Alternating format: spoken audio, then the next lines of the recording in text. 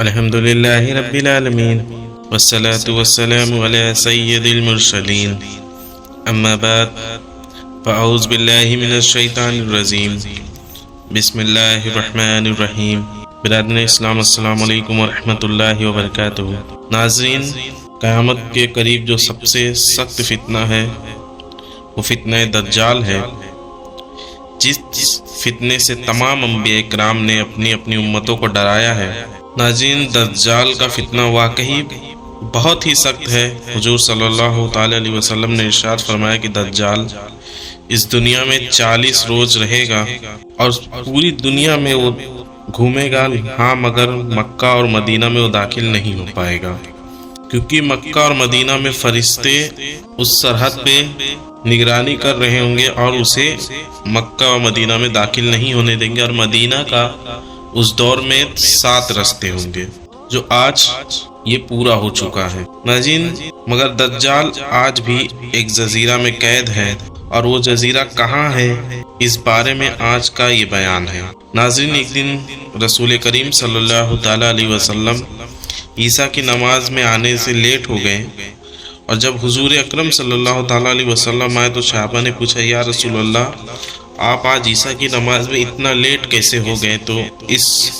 اس پہ نبی پاک صلی اللہ تعالی علیہ وسلم نے ارشاد فرمایا کہ ہاں، مجھے حضرت تمیم داری رضی اللہ تعالیٰ عنہ کی بات نے روک لیا تھا۔ ناظرین، تمیم داری رضی اللہ تعالیٰ عنہ پہلے عیسائی تھے اور بعد میں انہوں نے اسلام قبول کیا تھا، اور یہ وہی صحابی ہیں جنہوں نے دجال کو دیکھا، اور جب وہ دجال سے جا کے ملے تو دجال نے ان سے کیا کہا یہ آپ ملاحظہ فرمائیں، اور یہ حدیث حضرت فاطمہ بنت قیس رضی اللہ تعالیٰ عنہ سے مروی ہے۔ حضرت تمیم داری رضی اللہ تعالیٰ عنہ بیان کرتے ہیں کہ ہم لکھم اور جذام کے 30 آدمی کو لے کر سمندری ناؤ میں بیٹھے اور ہم مدینہ منورہ کی طرف جا رہے تھے، اور ایک رات اچانک سمندر میں طوفان آ گیا اور ہماری ناؤ اس طوفان کے جد میں آ گئی، اور وہ طوفان اتنا زیادہ تیز تھا کہ جہاں لہریں اور ہوائیں جاتی ہماری ناؤ بھی اسی طرف ہو جاتی، اور ہم گھبرا گئے اور ہمیں یہ خوف آ گیا کہ اب ہماری ناؤ سمندری لہروں میں الٹ کر تباہ ہو جائے گی۔ ناظرین، حضرت تمیم داری رضی اللہ تعالیٰ عنہ فرماتے ہیں کہ تقریباً 1 مہینے تک ہماری ناؤ ادھر ادھر بھٹکتی رہی، اور ہم بھٹک کر ایک سنسان جزیرے پہ جا پہنچے، اور ہم نے بڑی ہی مشکل سے ناؤ کو اس جزیرے کے کنارے پہ لگایا، اور وہاں اس جزیرے پر ایک گھنا جنگل تھا، اور شام کا وقت تھا، قریب تھا، سورج غروب ہونے والا ہی تھا کہ ہم اس جزیرے پہ جا پہنچے، اور اس جزیرے پہ جیسے ہی ہم پہنچے ادھر اچانک بہت عجیب آواز آنے شروع ہو گئی۔ تھوڑی ہی دیر میں ہمارے سامنے ایک بڑا سا اور عجیب جانور آگے کھڑا ہو گیا، اور اس جانور کے جسم پر اتنے بال تھے کہ ہمیں سمجھ میں ہی نہیں آ رہا تھا کہ اس کا پیٹھ کہاں ہے اور اس کا سر کہاں ہے، اور ہم سب ڈر گئے اور ہم سب ایک دوسرے کے پاس ہو گئے۔ جیسے اگر کوئی انسان ڈرتا ہے تو کیسے اگر کوئی ساتھ میں رہتا ہے تو وہ ایک دوسرے کے پاس آ کے ایک ساتھ ہو جاتے ہیں۔ اچانک وہ عجیب سا جانور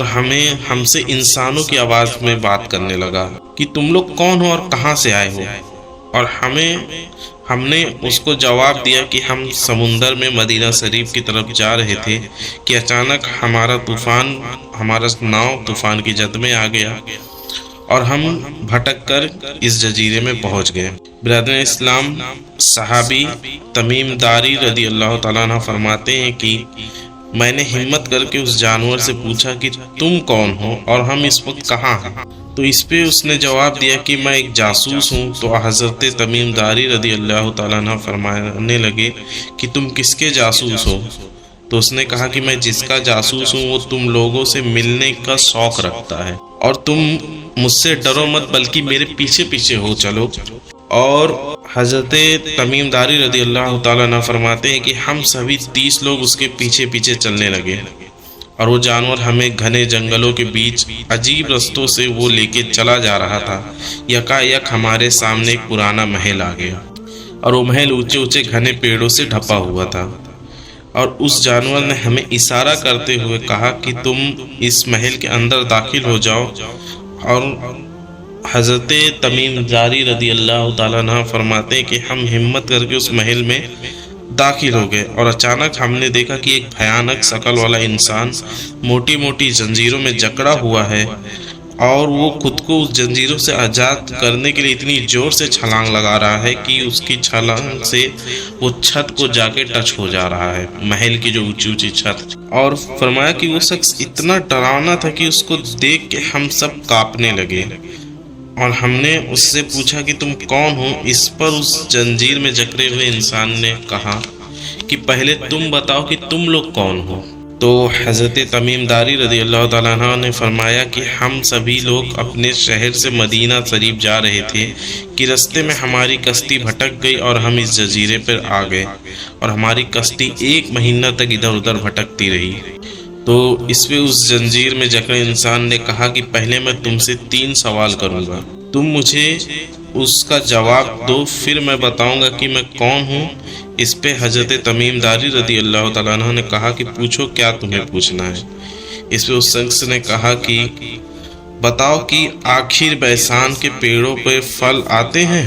یعنی اس نے پہلا سوال کیا کہ بتاؤ آخر بیسان کے پیڑوں پہ پھل آتے ہیں یا نہیں؟ تو حضرت تمیم داری رضی اللہ تعالیٰ عنہ نے فرمایا کہ میں نے فرمایا کہ ہاں اس پہ پھل آتے ہیں۔ تو اس پہ اس شخص نے کہا کہ بہت جلد ہی اس پہ پھل آنا بند ہو جائیں گے۔ پھر اس نے دوسرا سوال کیا کہ بتاؤ مشہور ندی بحیرہ طبریہ میں پانی بچا ہوا ہے یا نہیں؟ تو اس پہ صحابی فرماتے ہیں کہ میں نے کہا کہ ہاں اس میں پانی بچا ہوا ہے۔ تو اس پہ اس نے کہا بہت جلد اس کا سارا پانی سوکھ جائے گا۔ پھر اس نے تیسرا سوال پوچھا کہ مجھے بتاؤ کیا آخری نبی صلی اللہ علیہ وسلم اس دنیا میں آ چکے ہیں؟ تو حضرت تمیم داری رضی اللہ تعالیٰ عنہ فرماتے ہیں کہ میں نے کہا کہ ہاں وہ اس دنیا میں تشریف لا چکے ہیں اور ہم انہی سے ملنے مدینہ شریف جا رہے ہیں۔ ناظرین، صحابی تمیم داری رضی اللہ تعالیٰ عنہ فرماتے ہیں کہ جیسے میں نے اس کو یہ بات بتائی تو وہ بہت خوش ہوا اور اچھل کر چھت سے جا لگا، یعنی وہ خوشی کے مارے اچھلنے لگا، اور پھر ایک دم ڈراؤنی طرح سے ہنستے ہوئے کہا کہ اب میں بہت جلد آزاد ہو جاؤں گا، اور پھر اس نے کہا کہ میں دجال ہوں اور میں بہت جلد ہی آزاد ہو جاؤں گا اور پوری دنیا پر میرا ہی راج ہوگا۔ صحابی تمیم داری رضی اللہ تعالیٰ عنہ فرماتے ہیں کہ اس کے بعد ہم سب اپنے ناؤ پہ سوار ہوئے اور کئی مہینوں کی مشقت کے بعد ہم مدینہ پہنچے، جو کہ ہمیں مدینہ پہنچتے پہنچتے رات ہو گئی اور رات کا وقت ہو چکا تھا، تو ہم مسجد میں ہی جا کر بیٹھ گئے، اور جب صبح حضور کریم تشریف لائے تو ہم نے سارا واقعہ بیان کیا کہ کس طرح ہم بھٹک کے اس جزیرے پہ پہنچے اور دجال سے ملاقات ہوئی۔ تو حضور نے ہم سبھی کو ایک طرف بہت اچھے سے بٹھایا اور فجر کی نماز پڑھانے کے بعد منبر پر آئے اور صحابہ کو حکم دیا کہ تم سب ابھی اپنے اپنے جگہ پر ہی بیٹھے رہو۔ اور پھر حضور صلی اللہ تعالیٰ علیہ وسلم نے سبھی صحابہ سے فرمایا کہ میں تم سے کہا کرتا تھا کہ دجال اسی دنیا میں موجود ہے، یہ دیکھو یہ تمیم داری تمہارے پاس یمن سے آئے ہیں اور ان کی ملاقات سمندر میں دجال سے ہوئی ہے۔ اور تمیم داری نے پورا قصہ،